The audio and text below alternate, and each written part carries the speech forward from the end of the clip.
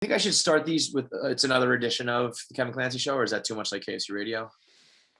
It is similar, yeah. I mean, the other show was What's Up, You Mutts, so it's like, you don't have to do that, but, I think it is good to... I remember one time when you were like, it's another... Oh, wait, that's the wrong show. And then you were like, What's Up, You Mutts? So I think it is good to have like a different... Yeah. Okay. What's up, you mutts? It's the Kevin Clancy Show. Another week here.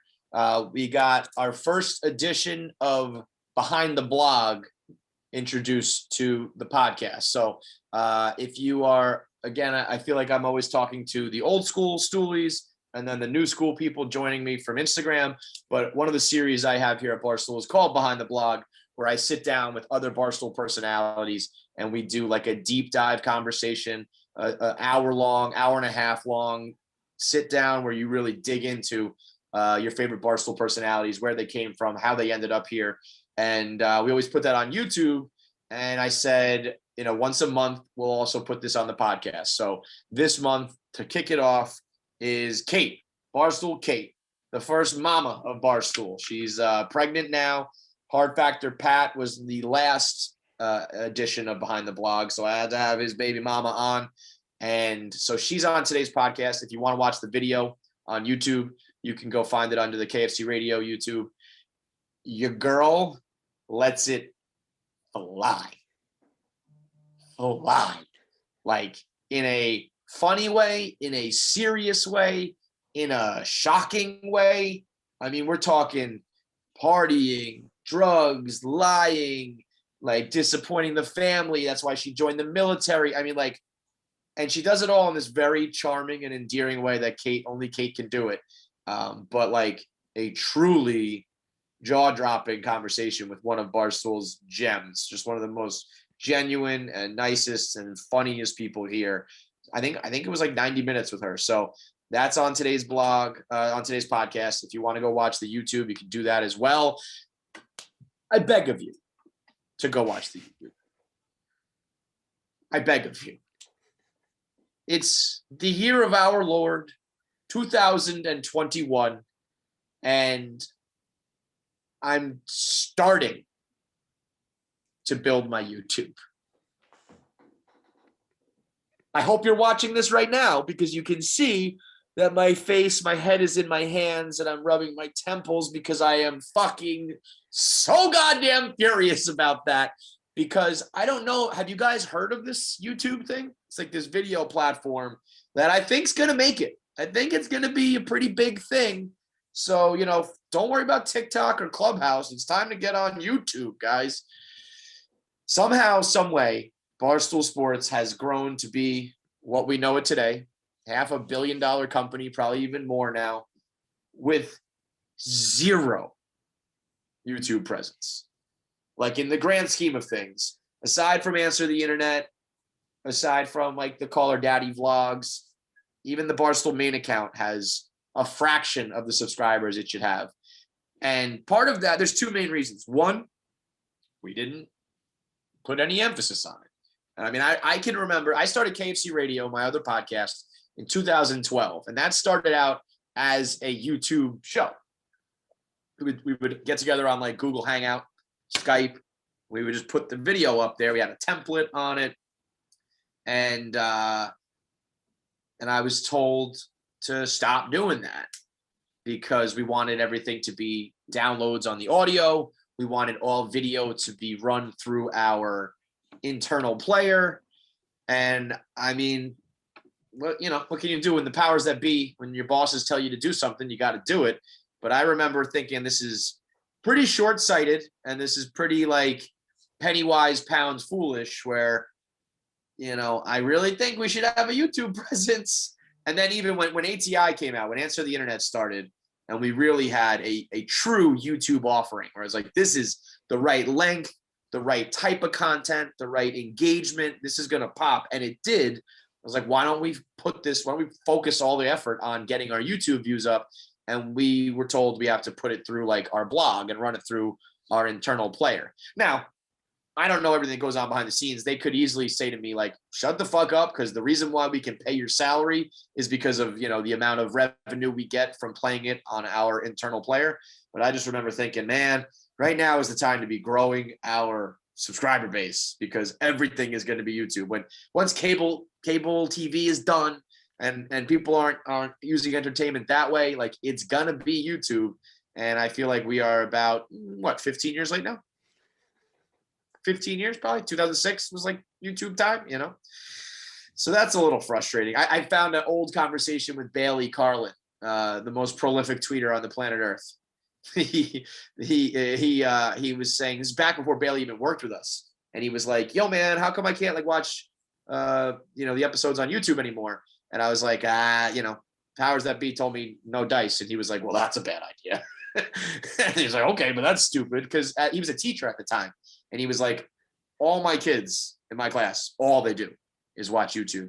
And I think that's the second piece of the equation, is not only do we haven't been focusing on YouTube, but there's something about the Barstool audience that does not compute with YouTube. We're not YouTube people. I know it. I'm not. It's almost hypocritical of me where I'm like, please subscribe to these channels. If you're watching the videos, like, do me a favor and subscribe. And I don't fucking subscribe to anything. I watch, somebody sends me a link. I watch it. I go, okay, cool. I don't think to subscribe to it. It's not like, you have a Twitter name and you follow people. You have a Instagram handle and you cultivate your timeline and your follower. For me, YouTube is just like in and out. Follow, watch this and on to the next. Whereas different demographics and different places, just it's their entire existence. It's like their version of television. It's their TV guide. It's like their recommended videos and their, new shit dropping is all cultivated for them.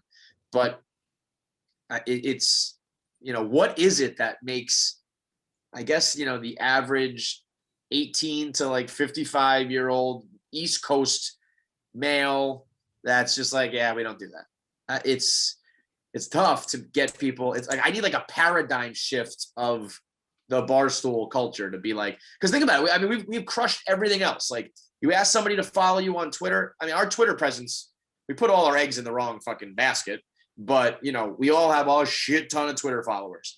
And Instagram totally popped off. Forget about it with TikTok. But you look at our YouTube and it's just like this, for the level we're at, you compare it to some of these guys who have vlogs and channels for years, who have tens of millions of followers. And it's like, oh my God, we are so late to the game. But it's also just like, I don't know, our people, they follow, they watch, they subscribe to audio, and they just don't seem to subscribe to YouTube. But I'm just begging you. How about that? I will just flat out debase myself and whore myself out. I will beg you to subscribe on YouTube, whether it's KFC Radio or the Kevin Clancy Show. We've got playlists of different shit. We've got short form, long form. We've got clips. We've got full episodes. We've got original content. And the main thing is, even if you don't really, like I said, use YouTube in that regard, it's all Gmail. So if you have a Gmail account, you can subscribe. And whether or not you ever fucking cultivate your own YouTube page to look the way, I don't care. Just give me that subscription, brother. That's all I want. That's all I need. So, as always, we tried to be as ahead of the curve as we possibly could. And, because of business and the way Barstool was set up, we were unable to do that with YouTube. So we're playing catch up here. But, our camp, it's the reason why 1 Minute Man popped off. And that's the reason why, we had the podcast ahead of schedule. It's like, we're always looking to do what's next. In this case, we're looking to do what's already happened, but we got to catch up. So do me a favor and head over to the KFC Radio YouTube, head over to the Kevin Clancy Show YouTube. And I think, can we start putting these full episodes on YouTube? Can we just fucking do it? Sure. We've been putting clips on and stuff like that. Cause I was like, well, I don't know if the subscriber base really isn't there yet to have like these full, like 1 hour, 2 hour YouTubes up there. But how hypocritical that would be for me to be like, gotta be on YouTube, and then I'm not putting the fucking show on there. So let's just fucking do it. Start to build the YouTube presence.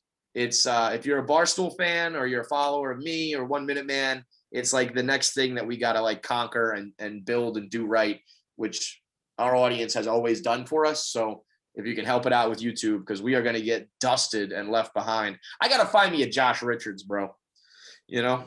Dave jumped on with Josh for BFFs, and they just got this monster YouTube show.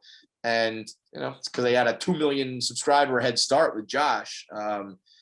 I need, I would love to link up with like a Noel Miller or a Trevor Wallace or Cody Coe. I need these guys who I think like would vibe with me, and I could just steal their YouTube presence. I just want to ride your coattails, okay? What I'm like? I'm like, hey man, like, can I get some incredibly valuable YouTube subscribers, please? And in exchange, I'll give you Twitter followers. Do you want those? Do you want these completely fucking useless Twitter followers? Because I got like 500,000 of those, but those aren't worth a goddamn thing. Because Twitter, while the most important thing that has maybe ever been invented, it makes no money and is a complete waste of everybody's fucking time. It's absolutely disgusting how badly we put our eggs in the wrong basket. But I'm on to Clubhouse, bro. Clubhouse is next. Has there ever been a more of a platform for your boy? No face, no dancing, no prettiness, just talking. That's all I can fucking do. Along with hosting. This is the first episode since Surviving Barstool. The finale aired. The whole series aired. I need to get me like an old school, hard-nosed, like Jewish Hollywood agent who can get me some gig hosting a TV show somewhere. I know people are all about the internet and you got to go digital and why would you do TV and shit? I'm trying to get that TV bag, that cushy job where I can just like I saw Ryan Seacrest is no longer doing the E red carpet. Holler at your boy. Put me in a fucking $5,000 Armani suit and let me just kick it to all these people and judge your clothing. I could do that in my fucking sleep, man. And I'll get big bucks for that. People talk about TV. Like, I'm asking you to follow, on YouTube because that's the future. And I say that cable TV is going away. Cable TV still's got a fuck ton of money. Your boy, Chris DiStefano, he has, his podcast with Sal Vulcano from their show Hey Babe. Sal is one of the like original Impractical Jokers. He just signed on for like season 15 and 16. He's probably making like over $10 million a year. Like, I'm trying to be Sal Vulcano, okay, man? I'll gladly do that. So I need to get into that hosting gig somehow, some way. I'm glad people enjoyed Surviving Barstool. I predicted it was going to be one of the best things we ever did. And I think like we totally delivered. And I thought what was very cool about it was like Dan, Dave, Erica, they weren't on it and they like weren't even really a part of it because they were off doing Rough and Rowdy and Erica had her hockey thing going and Dave's not even here right now. And it still like thrived. And I think it was like one of the first times something was able to thrive. Those guys, those 8 people are like new or fresh or not as big. And they were able to put together like an amazing piece of content without any help from like the main superstars. So that's, the power of Barstool was on display there. If I can just host, the reason I need to keep hosting is because I can't ever be involved in Survivor.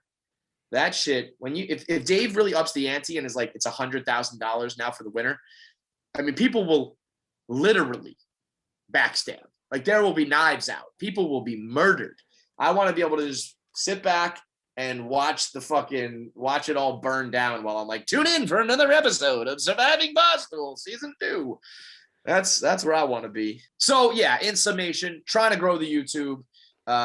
We got right now, you can go watch Kate.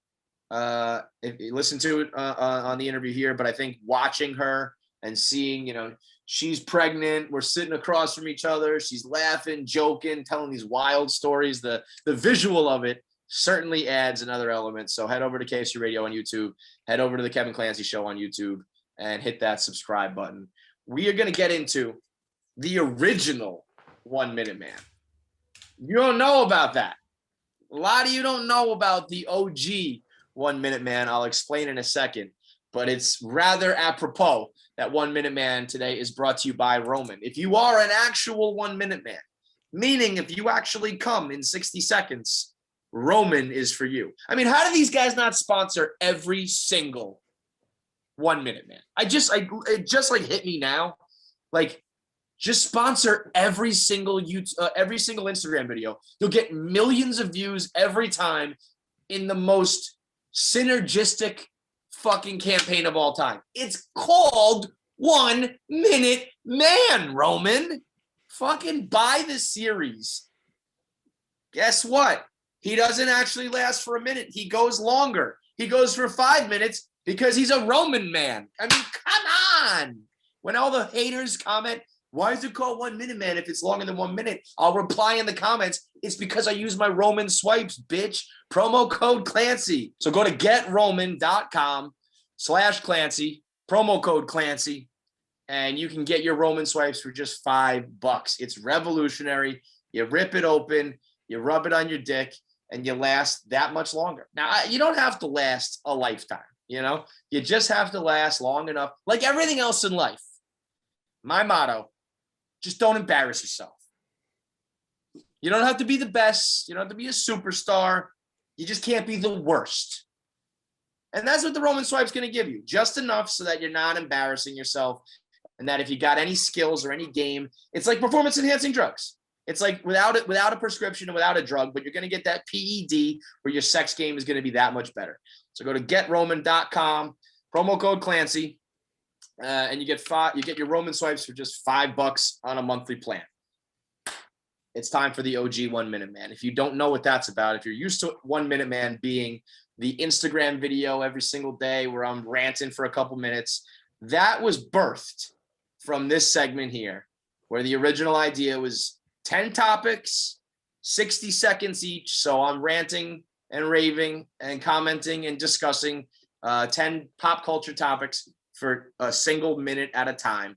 And it grew from there, and it changed and it morphed. But the original is this shit right here. So we're going to do it old school. The OG 1 Minute Man. Speaking of original, you're the original hater, the hater of the year, last 20 years, right along with you, your boy Tom Brady. Can you still hate on Tom Brady? Tom Brady really is the yin to my yang, you know? Like, I mean, he started well before me, obviously, at Barstool, but like, as like everything good that's ever happened to Tom Brady has negatively affected me. You know what I mean? It's like me and Tom Brady are like Mr. Glass and Bruce Willis in Unbreakable, you know? And I will tell you this much. I have a lot of hate in my heart.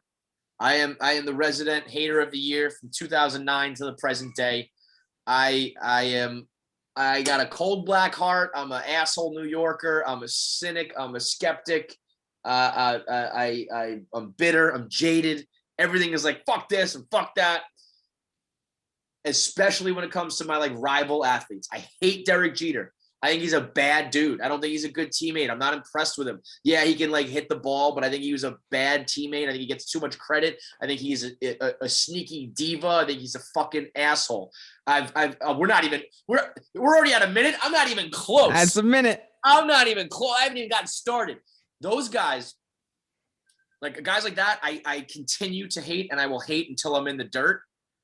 Tom Brady has done the unthinkable, and he has won me over. It's a huge part that he's not on New England anymore, because my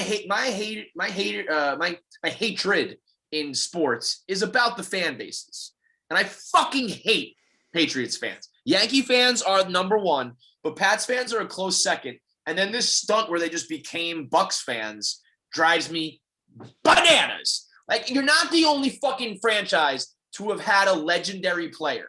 And I know Tom Brady is unprecedented because he's been there longer than anyone and he's won way more than anyone. But when Brett Favre left the fucking Packers, they treated him like a god and a deity too. And they didn't just become Jets fans and become Vikings fans the same way these fuckers did. When Emmitt Smith left the Cowboys after a zillion years, I know he didn't win fucking 6 titles, but he's still there a zillion years. And Cowboy fans are a stupid cult, just like the rest of these assholes. They don't just become a Cardinals fan. You don't just jump fucking ship because there are rules of engagement. There's rules to this shit.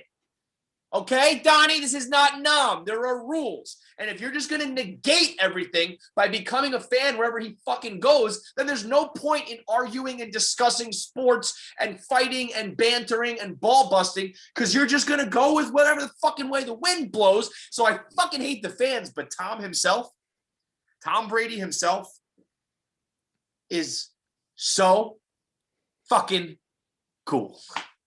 He's just so fucking cool. Everything I've heard about him, the stories I hear, the like behind the scenes shit where he's just so quietly cocky and confident and funny and like ball busting and loyal and just a boss. And it's just like, God, they were telling stories the other day. I don't even know if I'm supposed to say this, but we got a little like inside track because of other employees that have worked with Brady. And he was telling stories how like every year he would just book the Super Bowl flight, not like out of cockiness. It was just like, I'm probably going to be there. So we got to like put that on the calendar. And I'll tell you this much right now. The other thing I heard is like, he's going to play till he's like 48. Like he's not even, I heard he has not even considered stopping. And that he's like, yeah, I just tell Giselle 2 more years every 3 years. It's like, he was like, what is she going to do? Divorce me? He's talking about Giselle, a fucking $100 million superstar sex icon. Not even worried. Like, what's she going to dump me? Like, how cool do you have to be that secure with your fucking supermodel wife? So he himself and the way he posts the bad boys videos and all that shit, it's on there's nothing left to hate on. There's no meat on the bone left. 5 Minute Man. Okay, moving on. 5 Minute Man. Next topic. Moving on. You said the fans. How about the people who are wearing these split jerseys? Kill them. Champa Bay. If you wear a split jersey, Champa Bay, Casey Smith, I will throw you off the highest building. I will throw you right off the fucking George Washington Bridge. People who wear a Yankees hat and a Mets hat, you wear a Patriots jersey and a Bucks jersey, you wear, Carmelo wears those hats a lot, or like the NY that says NJ, any sort of hybrid thing like that. I don't respect you as a person. Because you don't have a spine. You don't stand for anything. Pick a fucking side. It's like being like, well, I'm a Republican and a Democrat. No, bitch. Pick a side because we don't fucking want your half-ass bullshit. It's one or the goddamn other. You either ride for the Patriots or you ride for Tom Brady, but you don't do both. You're not a Bucks fan and a Pats fan. It's one or the goddamn other. All right, we're making up time. Left 10 seconds on the clock. See, I'll make up for it. If you average it all out, I'll be good. There's nothing left to say about those goddamn assholes. You're the worst of the worst. I have no respect for you as a human, and you deserve to be removed from like the sports conversation. You mentioned this earlier. What do you think of this newfangled app, Clubhouse? Nothing has ever been created more for your boy. Like Instagram was tough. Because I don't have a fat ass and I'm not a pretty girl. And I found a way, 1 Minute Man and some of the content we put out, it works for Instagram. Snapchat, I was like, I can't even fucking use this thing. There's no words. There's nothing on the screen. I just got to know these like hieroglyphics to use it. And the only thing I found that was good for was sending your dick around. TikTok hits. So I'm like, I got to learn full blown dances and I got to have a 6-pack. Can't do that. Clubhouse. No face, no video, no picture, no dancing, no creativity even. It's just talk. It's the only skill I have is talk into a fucking device with nobody around. Just talk. I could do that. I could join every Clubhouse room in the fucking app. I'll talk about anything to anyone for basically forever. So if I'm not the king of Clubhouse, I have failed miserably. And I'll actually blame you for this. This is your fault. If I'm not the king of Clubhouse. I made a promise to myself when I missed on TikTok. I was like, I'm not missing the next one. Whatever the next app is, I will be early to it and I will kill it. And Hard Factor Pat, he invited me like a month ago. And I kept being like, all right, I got to do a room. And then like the week I was ready to do it, Nardini had her lunch hour and Barstool's doing Rough and Rowdy and all these assholes around Clubhouse. Where were you on that one, dipshit? You've been pushing me to do a million apps. You were telling me to do TikTok when it was called Musical.ly, and you're not pushing me any time to do Clubhouse? What the fuck is that about? Every day then.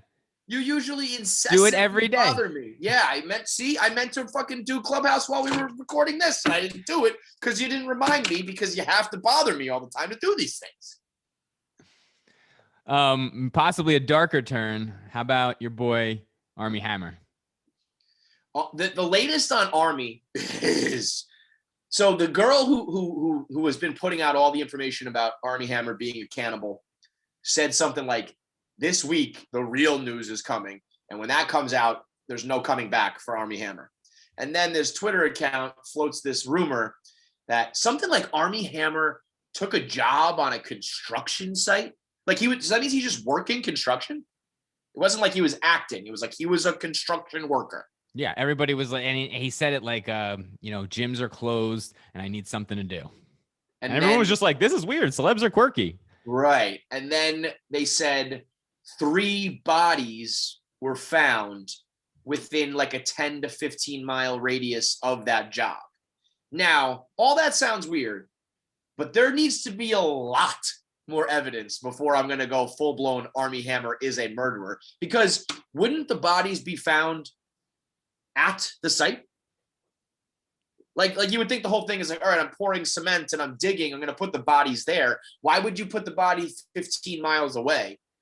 But also, I mean, maybe to get access to like a fucking truck or a bulldozer or this or something to chop them up or whatever.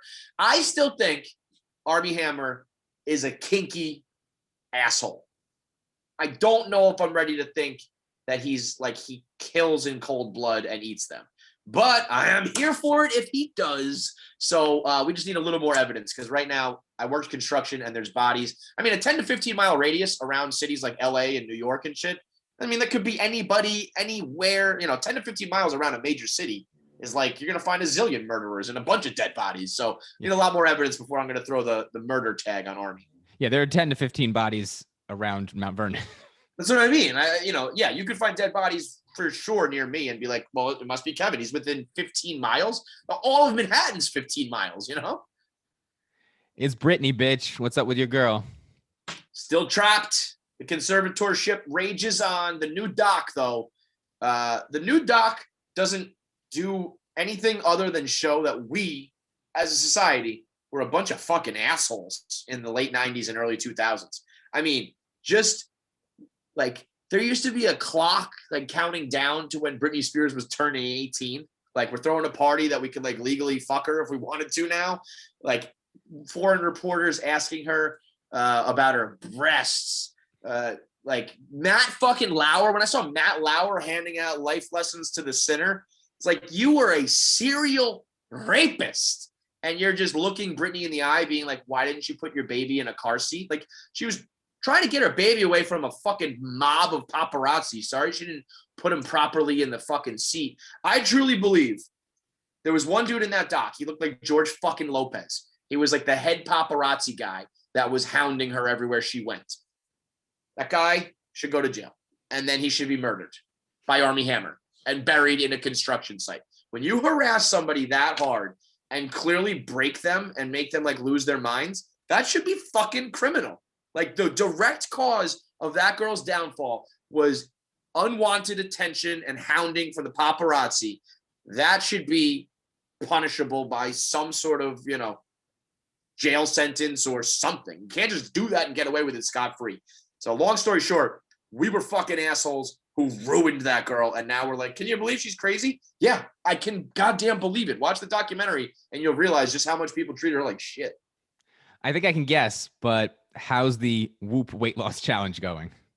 Well, here's the thing. I lost 10 pounds because I was holding a bowling ball when I weighed in. That was crazy.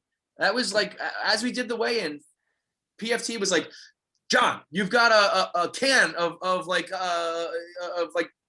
body armor in his pocket. So take that out. That's extra weight. And I'm standing behind him with a giant red bowling ball. Nobody saw it. Nobody watched it. So, I'm rocking my Whoop. The Whoop is, the world is very tangible now. You want like statistics. You want numbers. You want to see how the player performs and how much money the person makes and what the height is and the weight is. And you need the exact numbers. When you see just how much of a bag of shit you are, like, your whoop is like, oh, you actually only got like an hour and 7 minutes of sleep last night. And I'm like, what? I thought I was asleep the whole time. They're like, no, you weren't asleep. That was not real. The strain is low. The recovery is low. I don't get any physical activity. My body is just deteriorating. And all Whoop does is tell me how fucking badly it's happening. God damn you, Whoop. More guys who are down bad. How about Marilyn Manson? Well, for one, I'm shocked. Marilyn, he seemed like a really nice fella.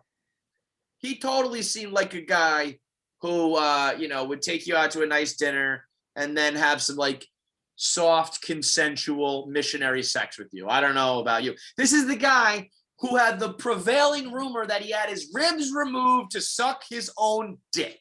And now anybody's going to be surprised that, maybe he was into some kinky, weird shit. I actually don't believe. This is the problem when there's like a huge age gap with people.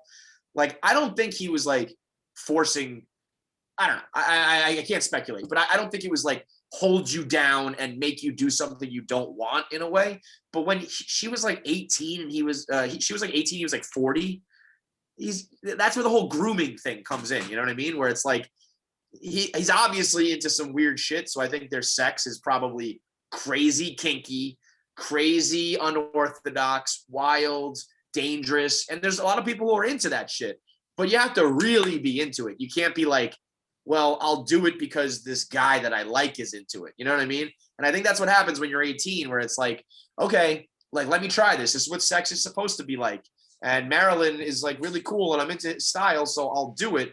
And then you realize when you're like, she's like 33 now or something. She's like, oh, wait a fucking minute. Like, I didn't have to do any of that shit. What is interesting though, is his other wife came out and she was like, that's not my experience at all. So I feel like if Armie Hammer finds some chicks who are really actually into this cannibal type of role play and not like, oh, I'm enamored with Armie Hammer, so I'm going to do it. That's okay. That's just like, that's your bag. That's what you're into, but you can't do it for like the wrong reasons. My thing though is like, if you're going to fuck Marilyn Manson, you're going to marry Marilyn Manson. Don't you kind of know what you're going to get into?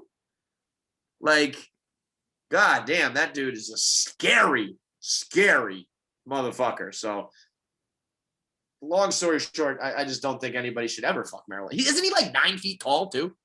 Is he? Yeah, he's like really tall. He's got that weird face. He sucks his own dick. I mean, stay away from Marilyn Manson. American Idol is apparently still on the air. And Claudia Conway looks like American Idol. I'll host that shit too. I'll host your garbage ass show. I'll fucking give it some life. Claudia Conway terrifies me. She's scary. She's got to be the scariest 15-year-old girl of all time. She will burn it down. Like, I think to myself, that whole situation is so jacked up. So Claudia Conway is the daughter of Kellyanne Conway, George Conway, those like political pundits. And she just puts all their business out on TikTok. Like, my parents are abusive and they're dismissive and I want to be emancipated. And she puts up these videos and you can hear Kellyanne Conway in the background being like, you fucking bitch. We'll see how you fucking live without me and your money, like going crazy. And she's claiming abuse and stuff. And I tend to believe that Kellyanne Conway is a fucking old bat who, you know what I mean? Like, she just seems like a bitch. But also I was thinking to myself, like, what would you do if your teenage daughter is just putting your business out there and painting you in a light that's like not really true? How do you stop it? How do you stop a girl with a huge TikTok following who's just putting out the narrative that you're a bad parent and abusive and shit? You can't, you know what I mean? You can't fight that battle. Like, Kellyanne Conway can't hop on TikTok and combat it. It's like when Steve Coleman was on Twitter. It's like, everything in the world, but you don't know social media. It's like Tom Brady. He knows football. He knows life. His Instagram story is so overwhelming with all fucking, like, when you don't know social media and you're not of that world and you have someone who's born with it, like fucking Bane. Claudia Conway's like, I was born by this. I was molded by TikTok. She can weaponize that shit against you. And all of a sudden you look like this abusive parent. Now, again, I kind of believe her, Claudia Conway. But imagine if your teenage daughter made you look that way and you're like, I swear to God, I'm really not. my daughter's just a bitch. Like my daughter is just an out of control teenager who's rebelling, and now everyone thinks I'm abusive. You know what would happen? I would become abusive. I'd be like, okay, well now I'm gonna beat you. If I'm gonna be blamed like that, I'm gonna get my money's worth, and I'm gonna punch you in your fucking face. The fact that she's just gonna be on American Idol, just gonna be out here just singing, like, and who, like, who's the judges now? Fucking like Harry Connick Jr. is gonna be like, okay, Claudia, like, on to the next round. Hope like your parents don't kill you in your sleep tonight. You've got the ticket to Hollywood. Hopefully you get emancipated from your parents, who you claim are abusive publicly on a daily basis. Speaking of Steve Cohen, the Mets offseason, Trevor Bauer, his agent in general, thoughts? Trevor Bauer's an asshole, but I did kind of like accept his apology, if you will. I don't think he owes me an apology. I don't think it matters if I accept it. But as far as like, I thought that he and his agent fucked up, and that was either they were trolling. I mean, for those who don't know, Trevor Bauer narrowed it down to the Dodgers and the Mets. And at one point he put Mets gear on sale. You could buy a Trevor Bauer Let's Go Mets shirt. It's like, okay, it's happening. It's a done deal.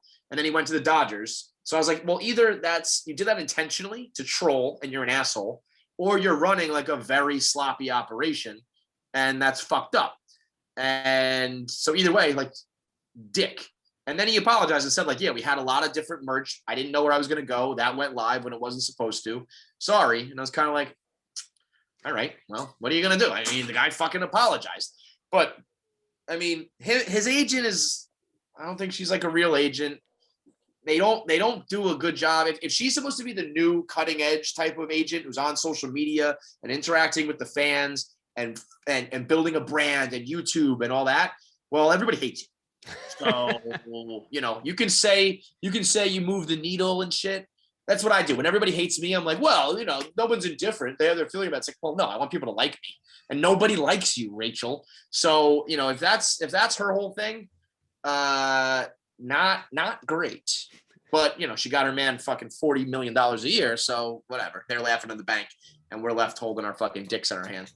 And finally, we already did a video on this, but Kim Kardashian West and her apparently savant painting daughter, Nora. I just can't wait till this era is over.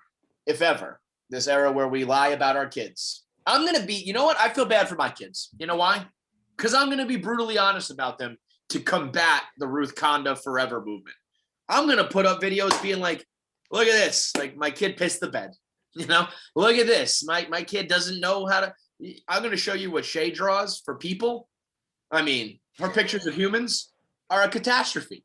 She draws, their arms are like stick figures, and then each individual finger is like a notch through the arm. It's crazy.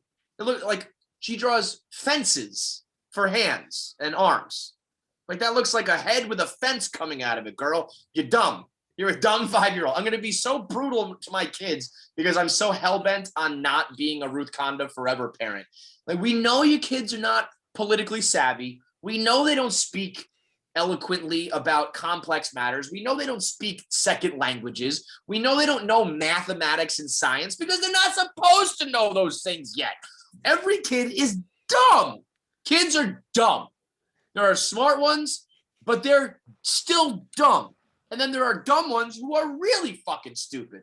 And none of them can paint magnificent pictures. I mean, the occasional, like, Tiger Woods can do these things. You have, you know what I mean? If Northwest could paint like that, you don't think that we'd already have paintings on sale and that she would be, you know, in the lab with Kanye making his album art and shit like that?